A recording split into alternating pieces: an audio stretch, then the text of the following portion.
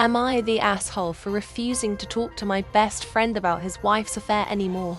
My best friend's wife has been having an affair for a little over a year now.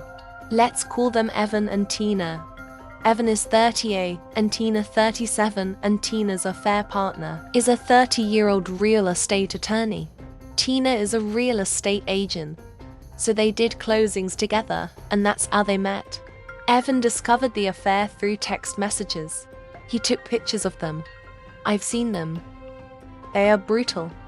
So he confronts her, and she is able to convince him to try counseling. She says she will block the guy and never see him again. But she doesn't. A month later, Evan asks me to go with him to follow Tina. He put an AirTag in her car so it wasn't hard. We find them in a parking lot having sex in her car. There is a confrontation. Tina's crying. Evan's crying. I came very close to hitting the dude she was fucking. I went home that night to my wife, and I was shaking. It was so hard to watch. But I figured the marriage is surely over now. But it wasn't. Tina begged for another chance, and Evan gave it to her. But a year later, and the entire saga is still ongoing. Tina didn't see her lover for about a month, but then started up with him again. But that time, Evan didn't confront her. He still hasn't.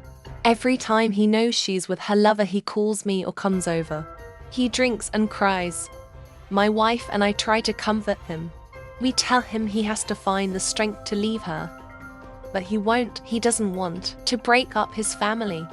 And above all, he loves his wife and just hopes one day she will get sick of the guy and just stop. It's gotten to the point that Tina knows that Evan knows, but they just don't talk about it. He just waits until she leaves and comes to me a mess. I've grown frustrated, and I just can't listen to it anymore. It's the same thing over and over again, and it's really starting to bring me down.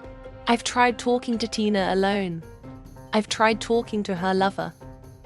That didn't go well. We almost came to blows again.